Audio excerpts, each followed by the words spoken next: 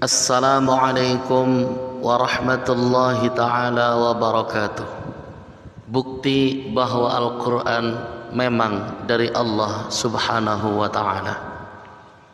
Jika orang bertanya kepadamu, apa buktinya bahwa Al-Quran itu memang dari Allah subhanahu wa ta'ala, pencipta jagat raya ini, dan bukan sekedar karangan Muhammad sallallahu alaihi wasallam, maka dengan tersenyum ramah jawablah, insyaallah saya akan jawab secara ilmiah. Semoga Anda pun memikirkan jawaban saya ini dengan pikiran yang jernih, tanpa dipengaruhi subjektivitas dan fanatisme kelompok. Bukti pertama, dari analisa sejarawan terbukti bahwa memang Muhammad ummi, buta huruf dan tidak pernah sekolah, karena memang pada masa itu belum ada sekolah. Masyarakat Arab belum mengenal ilmu seperti ilmu politik, ekonomi, matematika, sosiologi, kenegaraan, ilmu etika, dan lain-lain. Mungkinkah orang yang buta huruf dan tidak mengenal ilmu bisa bicara masalah hukum, tata negara, sistem ekonomi, etika, dan lain-lain, yang semua pembicaraan tersebut ada di dalam Al-Quran? Tentu saja jawabannya tidak mungkin. Artinya bahwa Al-Quran bukan karangan Muhammad. Tidak mungkin menurut akal sehat orang buta huruf yang tidak mengenal ilmu sama sekali bisa bicara hukum, kenegaraan, undang-undang, kemasyarakatan, akhlak, sosiologi, dan ratusan kalimah-kalimah bijak secara spontan dengan bahasa yang memukau para ahli bahasa Arab. Bukti kedua, Al-Quran banyak bicara tentang sejarah. Sejak zaman Adam hingga Isa, padahal Muhammad tidak pernah dapat informasi tentang sejarah hidup mereka. Cerita tentang Musa dan Isa sangat lengkap. Bahkan seorang pendeta sangat bersyukur ternyata di dalam Al-Quran ada pembelaan terhadap kesucian Bunda Maria yang oleh orang Yahudi dituduh telah berzina sehingga melahirkan Isa. Dari mana Muhammad dapat cerita seluruh kisah para nabi tersebut, padahal di Mekah dan Madinah hampir-hampir tidak ada orang Kristen? Jelas akal sehat kita akan menolak jika dikatakan Al-Quran karangan Muhammad sallallahu alaihi wasallam. Begitu juga cerita tentang Musa alaihi salam sangat lengkap. Padahal orang Yahudi tidak ada yang mengajarkan Taurat kepada Nabi yang tinggal di Mekah. Bahkan di Mekah hampir-hampir tidak ada orang Yahudi. Bukti ketiga, dulu ada seorang pelaut Eropa. Kebetulan di atas kepalanya ada Al-Quran terjemah. Sekedar mengisi kekosongan selama dalam pelayaran, beliau iseng membaca-baca Al-Quran terjemahan tersebut. Beliau sangat terpesona dengan pembicaraan Al-Quran tentang lautan, badai, dan starvation yang terkait. Bahasanya pun sangat dalam dan puitis. Ketika beliau berlabuh di India, dia bertanya-tanya kepada Muslim di sana tentang Muhammad dari Muslim India tersebut. Dia memperoleh keterangan bahwa Muhammad hidup di tengah gurun pasir dan tidak pernah melihat lautan. Maka dia sangat yakin bahwa mustahil Al-Quran karangan Muhammad yang bisa dengan sangat indah melukiskan lautan. Padahal beliau tidak pernah melihat laut, sehingga ia pun segera memutuskan masuk Islam. Bukti keempat, di dalam surah Al-Furqan ayat 53, Allah subhanahu wa ta'ala berfirman, Dan dialah Allah yang membiarkan dua laut yang mengalir berdampingan, yang satu tawar dan segar, yang lainnya asin dan pahit. Dan Dia jadikan di antara keduanya dinding dan batas yang tidak tembus. Haha, dari mana Muhammad lelaki gurun pasir itu tahu, padahal beliau tidak mengerti sedikit pun tentang lautan. Dan bahkan dua laut yang beda rasa dan warna itu pada masa hidup beliau belum ditemukan orang. Jadi sekali lagi, tidak mungkin Al-Quran tersebut karangan Muhammad sallallahu alaihi wasallam. Bukti kelima, pada masa Muhammad hidup ada dua negara imperium, yaitu Imperium Romawi dan Persia. Dua imperium ini sering berperang ketika di masa hidup beliau. Persia berhasil mengalahkan Romawi. Hal ini membuat masyarakat musyrik Mekah menjadi gembira karena orang Persia juga penyembah berhala. Sebaliknya, orang Islam bersedih karena Romawi menganut agama Nasrani yang seakar dengan Islam. Kemudian turun ayat menghibur orang Islam.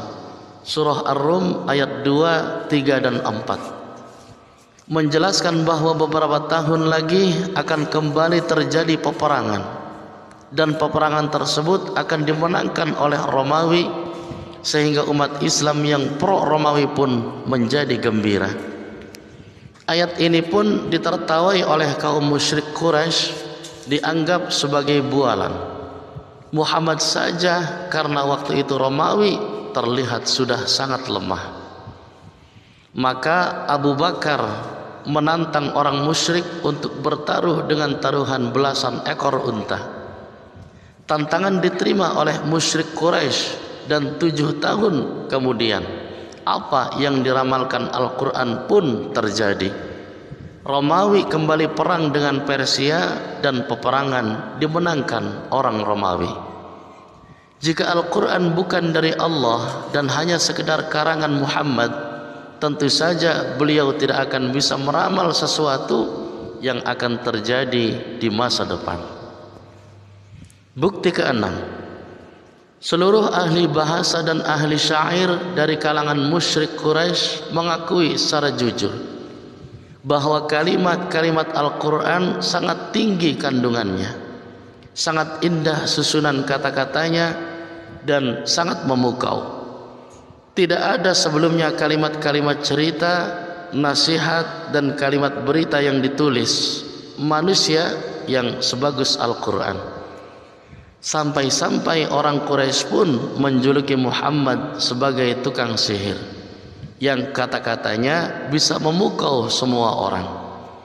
Dan bukti yang lebih mencengangkan lagi dari jutaan kitab yang pernah ada di dunia ini, hanya Al-Quranlah satu-satunya kitab yang bisa dihafal secara pas, kata demi kata, oleh jutaan orang. Bahkan orang tidak mengerti bahasa Arab seperti ribuan anak-anak Indonesia mampu menghafal Al-Quran yang lebih dari 600 halaman. Adapun pastor dan pendeta tidak akan mampu menghafal Injil atau Bible kata demi kata secara pas, walau hanya 100 halaman. Hal ini menunjukkan bahwa Allah sebagai yang menurunkan Al-Quran telah mengatur sedemikian rupa sehingga memudahkan bagi semua orang untuk menghafalnya. Bukti ketujuh, dalam surah Yunus ayat 92 diceritakan bahwa jasad Fir'aun musuhnya Musa alaihi salam akan diselamatkan Allah. Padahal peristiwa sejarah Musa alaihi salam dan Fir'aun tersebut terjadi 1200 tahun sebelum Masehi. Pada awal abad ke-19 tahun 1896, seorang ahli purbakala, Loret, menemukan di lembah raja-raja Luxor Mesir satu mumi yang dari data-data sejarah terbukti bahwa ia adalah Fir'aun yang bernama Maniplah. Pada tanggal 8 Juli 1908, Elliot Smith mendapat izin untuk membuka pembalut Fir'aun, dan ternyata jasadnya masih utuh seperti yang diberitakan Al-Quran. Nah, mungkinkah Muhammad yang buta huruf tersebut bisa mengetahui hal tersebut? Padahal di dalam Taurat dan Injil pun tidak ada diceritakan. Tidak dapat tidak, akal sehat yang jujur akan berkata bahwa Al-Quran bukan karangan Muhammad. Bukti ke-8, dalam Al-Quran surah Yunus ayat 10, surah ke-10 ayat 15, Allah menjelaskan bahwa cahaya matahari bersumber dari dirinya sendiri, sedangkan cahaya bulan adalah pantulan. Dari mana Muhammad bisa tahu padahal dia buta huruf dan ilmu alam zaman itu pun belum sampai ke situ, bahkan belum ada kajian keilmuan. Bukti ke-9, Al-Quran turun secara acak, kadangkala turun karena ada suatu peristiwa atau pertanyaan, sahabat maupun orang kafir. Jadi tidak ada upaya penyusunan kalimah. Kebanyakan ayat turun secara spontan dan disampaikan Muhammad secara lisan. Namun yang terjadi sangat mencengangkan bahwa banyak terdapat keharmonisan yang di luar nalar manusia. Dari hasil studi bertahun-tahun, Syekh Abdul Razak Naufal menemukan hal-hal yang menakjubkan yang kemudian ia paparkan dalam kitab yang ia tulis, Mukjizat Al-Quranul Karim. 1. Terdapat keseimbangan kata dengan lawan katanya. Al-Haya hidup dan Al-Maut mati disebut sama-sama 145 kali. An-Nafa' atau manfaat dan mudarat disebut dalam jumlah yang sama 50 kali. Panas dan dingin 4 kali. Kebaikan dan keburukan 167 kali.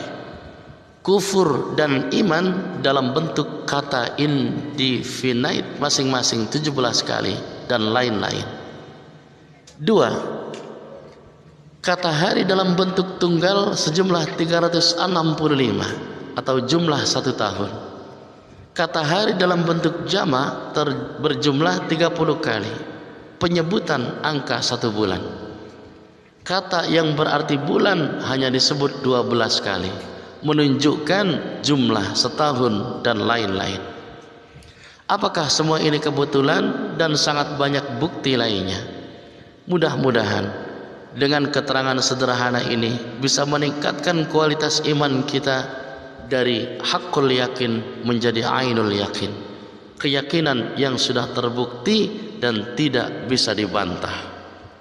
Dan dengan Anda membagikan ilmu yang sangat penting ini untuk diketahui banyak orang, Anda pun terhitung telah melakukan amal jariah yang sangat penting dalam urusan syiar Islam.